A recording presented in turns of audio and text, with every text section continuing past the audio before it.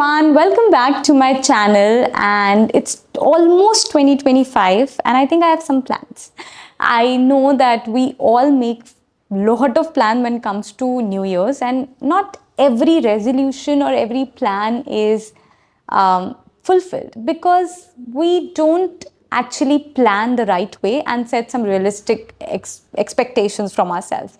And most of the times the resolutions that we set are beyond what we actually can achieve, and then we feel, okay, now one thing has gone bad, let's ruin everything. It's not like that. And I think there are certain things that you can actually do and step into 2025 becoming a better version of yourselves. So yes, this is what I am going to do for myself. 10 different things that I am going to do in 2025 to become a better version of yourself. I think you can also start prepping for the same.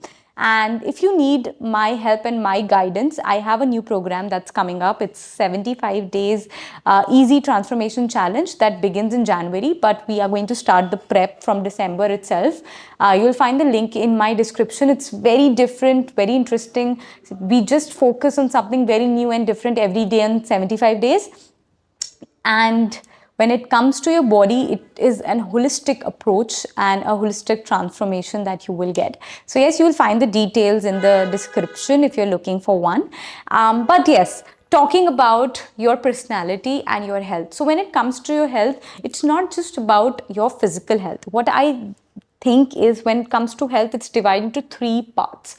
One is your physical being, second is your mental well-being, and third is your social well-being that encapsulates your relationship with people around you. So everything is interrelated and coordinated. So if my one aspect or one pillar of my life is not working well, everything else will also get affected. For example, if my relationship is not fine or going good with people around me, then I will see its impact on my mental well-being, which will see its impact on my physical well-being. So everything is interrelated, and all of these three important pillars or these three important aspects of my life or my health is very crucial to be taken care of. So you have to not just think about your health from one dimension. There has to be a three-dimensional approach to your health, and that's what I am taking care of in my 75 days challenge. It's our first ever 3D program where we focus on all three dimensions. So it's social, mental, and physical. All of these three dimensions needs to be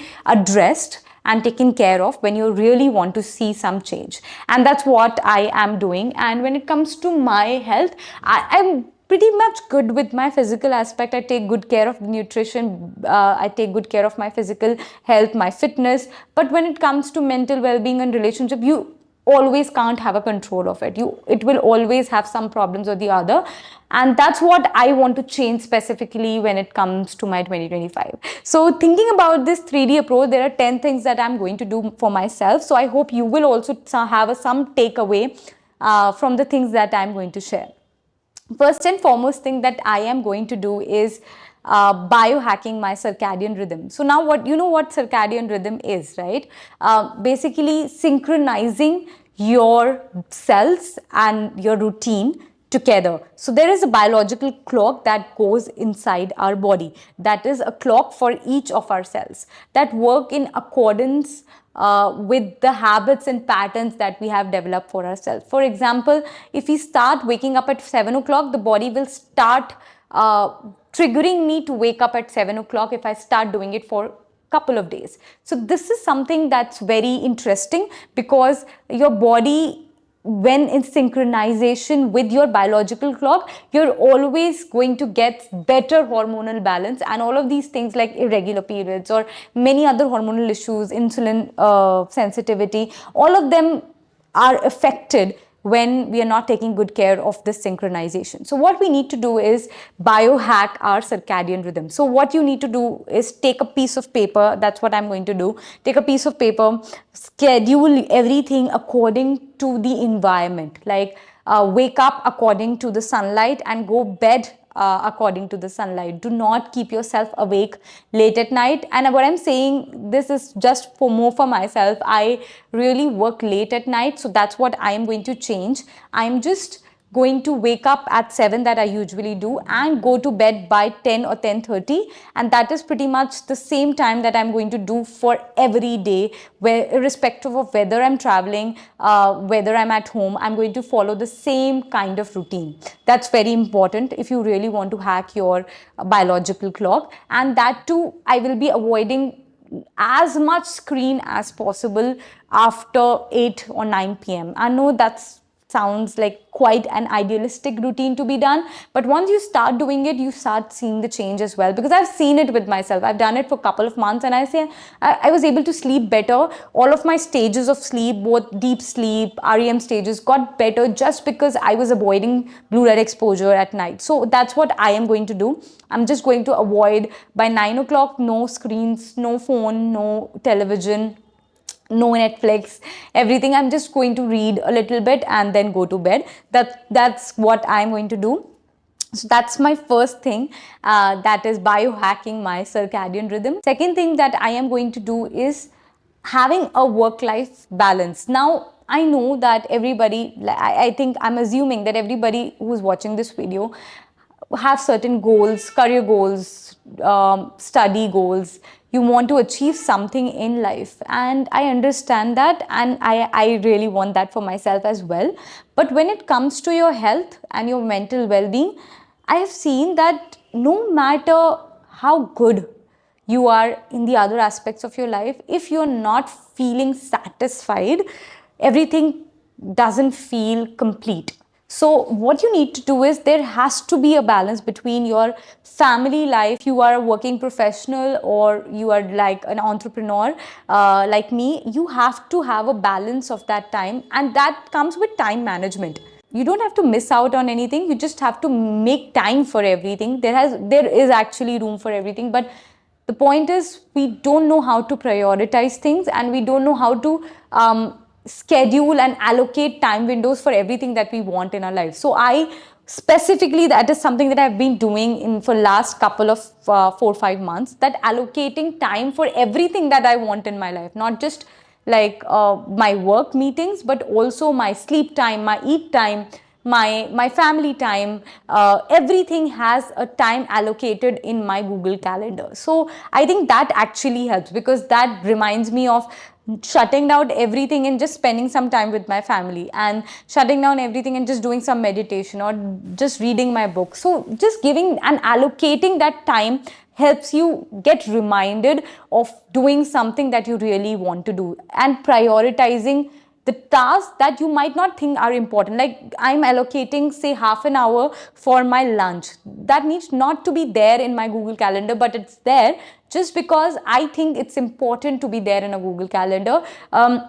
When you allocate that much amount of time, it gives importance to that particular event and task as well. And when you give that task that importance, it actually become important. So I think we should all be allocating some time windows for things that you don't think is really important, but it is actually, because that not only enhances your productivity, your brain feels much more calmer. I have seen that difference over the couple of years. It has become a little more satisfied with or everything that I've been doing. I'm not like running after things, and things have become calmer, and I just want to keep doing it in 2025 as well. Next important thing is, instead of making workouts as your tool to lose weight, consider them as your joyful moment.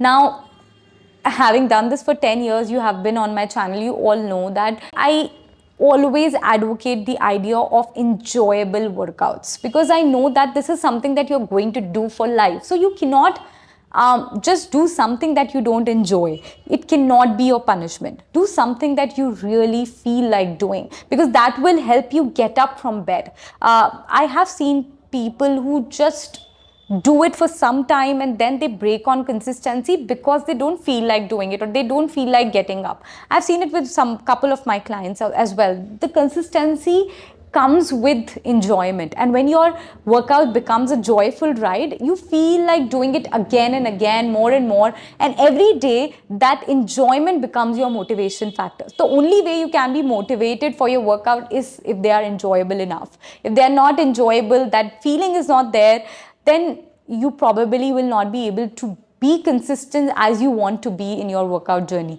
So yes, either you want to dance, either you want to go for a hiking, either you want to cycle, either you want to swim, whatever you want to play a sport, pickleball, badminton, whatever it is, you don't have to worry about whether it is going to give me some results. It will give you some results this way or that way. It will give you some results. You don't have to worry about, okay, whether my body will become toned, or you don't have to attach a goal to your workout, because workout is something that's not a weight loss tool. It's more of your mental well-being tool, a tool for your heart, a tool for your gut. So as strongly I believe in it, I would like all of you to do that for yourself, is make your workouts enjoyable, and you can choose whatever you want to do. And especially with all of my challenges programs that I bring, I make sure there are a variety of exercises there. There is Zumba, there's dance, there's Pilates, there is trance workout, there is, like, we give themes to our exercises, just because I know I've come through that journey. I've had that experience where you don't feel like getting up for doing a boring workout session. So yes, trying adding some variety to your workouts, making it a joyful ride, always helps. Next, very, very important thing that I'm going to do for myself in 2025 is to start cooking with an intention. Now, cooking is not a skill that is just designed for a person who is running home, or like, it's not a women thing. It's actually a life-saving skill. It's very important. And more than that, I believe it makes your relationship with food stronger. Once you start investing your time in ingredients that goes inside a preparation of a meal or a dish or a cuisine, you start knowing much more about it, and then you know exactly what you're putting inside your body. That just enhances your relationship with food. I've seen it with myself. Having said that, I know that I don't get that much amount of time to cook that often. Only when I'm shooting or making some recipes out of it, I cook. But I want to do it more often, because it has made my relationship with food so, so strong. I know, when you know that what's going inside that particular thing, you become really mindful, and you take your choices based on that relationship. Now, my promise to myself is, like, for 2025, at least 2 days in a week, I'm going to cook for myself certain recipes, certain things, try new flavors, trying different cuisines, making sure, experimenting with my food. This is something that I'm going to do. I hope that you can also do this for yourself. You have that liberty. I know that everybody runs on a very different kind of schedule, very different than mine, but I think it's a life-saving skill, and it also makes the relationship very stronger. So try and do this as much as you can. Try incorporating more days where you're cooking with an intention of knowing more about your food, knowing more about the spices that coming from different regions and different parts of our countries. It really helps. Last few months, if I tell you, I have discovered certain important foods and spices and probiotics which we have in our culture in depth. We have so many things in our culture which we don't know are so beneficial for our health. So I think knowing about kokum, knowing about probiotic coming from a rice kanji, or knowing about cinnamon, how it actually impacts our body and how it can be a part of our regime in a different way. Adding vanilla extract, give it a sweet aroma and texture to your food that makes it easier for you to control on your sugar cravings without adding any extra sugar. So now these all things I learned just because I was invested in the process of preparation. So that's what I want all of you to do as well, that start investing in some time for cooking. And when it comes to cooking, it has to be with an intention of knowing what goes inside your body. So yes, that's what I'm going to do in 2025. Next thing is setting a 10-minute pre-eating window. Now, it's something very different, and I have always been a slow eater, but sometimes because of the schedule and the time that you run on, it gets difficult. So setting this 10-minute pre-eating window actually helps, because you become really mindful of what you are seeing, the texture, the feel of the food, drinking one glass of water before eating. So this will address your thirst first, and you are eating only when you're hungry, and you're able to be mindful of what you're putting inside your body and how much to eat. So that really helps. So that pre 10-minute eating window, what I do is start journaling my meals. So basically, I don't wait for the entire day to journal what I'm eating. I just journal it before I see the food on my plate. So for example, if I'm set for my lunch, I take just 10 minutes to write what's there on my plate. I take some time to be thankful and grateful about the food that I'm eating, thankful for the body that I have, thankful for everything that I'm doing for it. So I take that 10 minutes to pay some gratitude to my meals, to know exactly what I'm putting inside my body, and I journal it, I write it down, and that actually helps. I think that will make a tremendous difference. So everything that I am actually sharing with all of you is something that I've already done and seen its impact happening. But the consistency is the problem that I want to conquer in 2025. So with 2025, I want to do this as a repetitive task where I am able to journal as many meals as I can, have this pre-set 10-minute window just for this, because when you're out, you're not able to do it, and then it breaks on consistency. But I want to try and make sure that I give this 10-minute window every time before I eat, more and more in 2025. Next thing that I'm going to do is creating a personal self-care menu. Now this self-care menu are few important things that are not as long, just 5 to 6 minute things that I'm going to do just for myself and for my body. So it's a self-care menu, and this will actually help me get a better control of my emotions, my mood, my anger. Like when the relationships are moving around, people and things that are happening around you, sometimes you find it very hard to, switch off and then navigate that kind of stress. So this kind of a self-care menu will help, and I'm going to list down all of these things that I can do in those 5 minutes to make me feel better. For example, 5 minutes of stretching, 5 minutes of reading, 5 minutes of going out, taking a walk, 5 minutes of just preparing something, or 5 minutes of dancing, 5 minutes of listening to music. All of these things will be there in my self-care menu. I'll put the self-care menu here. But yes, you should also try this activity. Make a self-care menu for yourself and then stick it to your refrigerator or the room in which you work, in your office, where you continuously see these menus. Whenever you feel stressed, you think things are not working, you just navigate that energy into that 5 minute thing. That will really help. And I'm just going to create that kind of a self-care menu for myself. Only 5 minute burst activity, but it will help me burst out my stress and navigate it better, and also will give me some time allocated for my self-care. Next important thing that I am going to do in 2025 will be keeping aside one day, at least one day, for reverse dieting. Now, actually, people don't know, but dieting is not about eating less. It's about how you plan your things and make it a lifestyle. So allocating one special day when I'm not going to put any shit in my body, I'm going to ensure that I eat food that is not inflamed. The inflammation of the food is not affecting my body. And how can I actually do it? By incorporating soups, juices. And when I say juices, it's completely okay. You don't have to be going gaga that we can't drink juices. Just freshly prepared juice, probiotic, curd, soups, all of these things which are not inflamed. There is no grain in there, just vegetables, just soup. So basically, this is a process of reverse dieting, where just you're giving rest to your digestive system for one particular day in a week. Now, this is very interesting because we give rest to our bodies, to our muscle, but our gut never gets a rest. So that's what it will do. It will help me get that kind of relaxation to my body, to my gut, and help me feel better. So that, and it's not like you have to eat inflamed food for 5 days and then you can go on a detox. No, your body doesn't work like that. You have to eat healthy,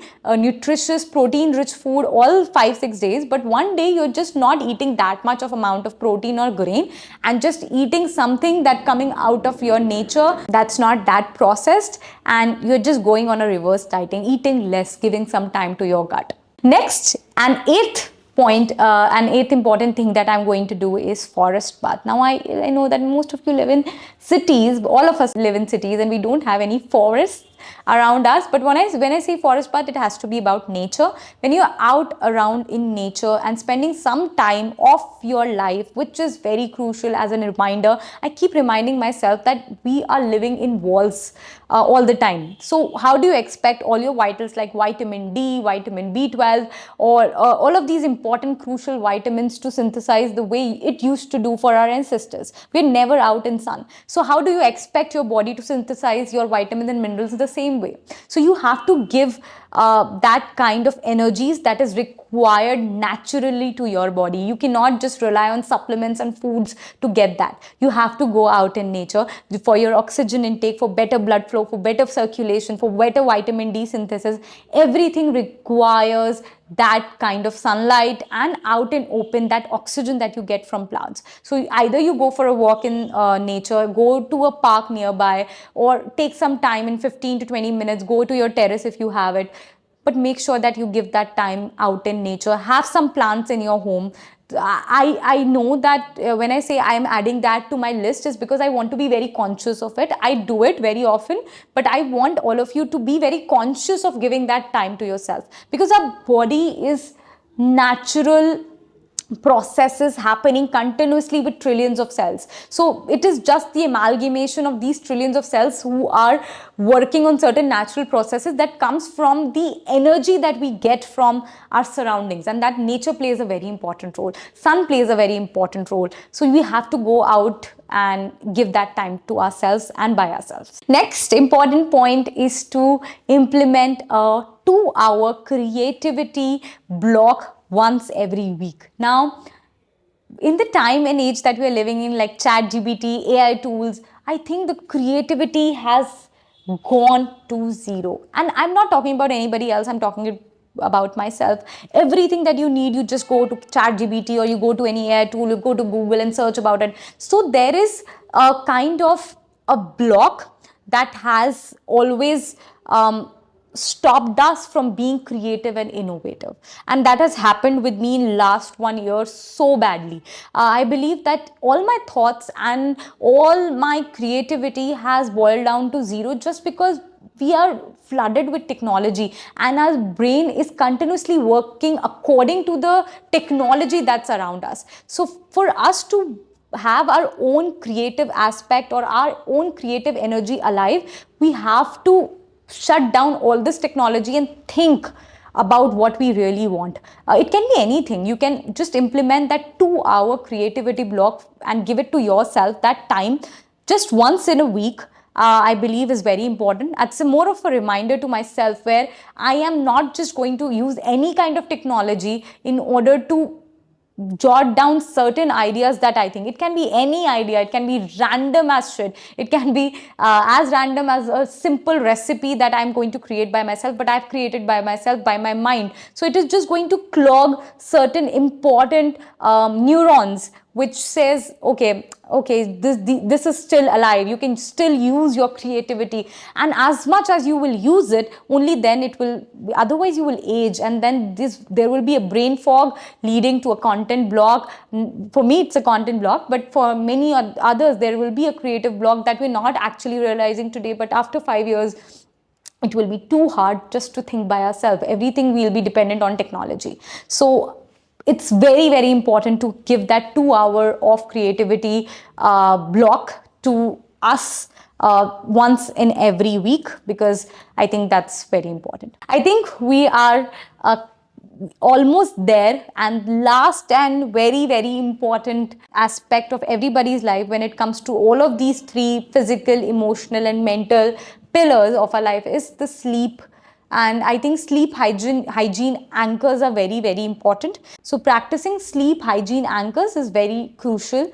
And for me, a person who never like have given that much importance to sleep, and I'm guilty of that. I think this is one of my major resolution and targets in 2025 is to practice sleep hygiene anchors. And when I say that, there has to be different things that I will try for it. Aromatherapy, sound therapy. I've tried it with a couple of my clients and it has worked tremendously. I've seen people not being able to sleep amazingly well just because of these therapies like aromatherapy or sound therapy, that they help you sleep in a very calm and effective way, going for bedtime exercises, relaxing your mind, doing some massages, doing skincare routine. All of that really helps. So there's going to be a good bedtime routine that I'm going to follow throughout, no matter what, to 2025. That's my resolution, and I hope that I'll be able to keep that up, because that's very important. I want to live my life with quality, and that's why I really want to sleep well. So there will be certain sleep hygiene anchors that I'm going to take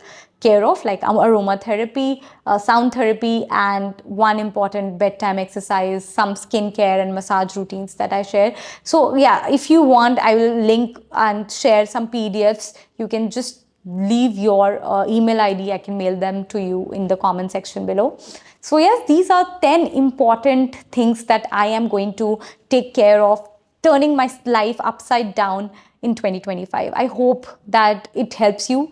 Prepares you well, because all of these things can never be done like, say, from 1st of January I'll start this. It will never happen. I have to take some time to prepare my body and prepare myself as well, setting up the right routine from today itself so that I can conquer it in 2025. So yes, that is something that I wanted to share, and I hope you liked it. I hope you enjoyed this video as well.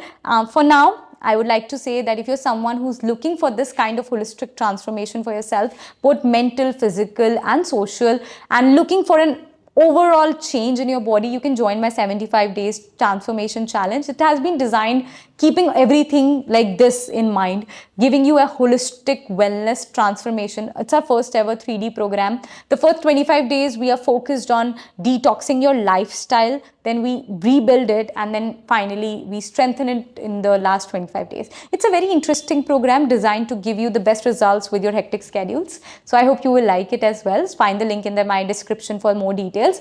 Up till then, yes, I'll see you in my next video, and let me know in the comments if you're liking these kind of videos and if you're enjoying me talking to you. Yeah, see you. Bye bye. Take care. Stay fit. Stay happy.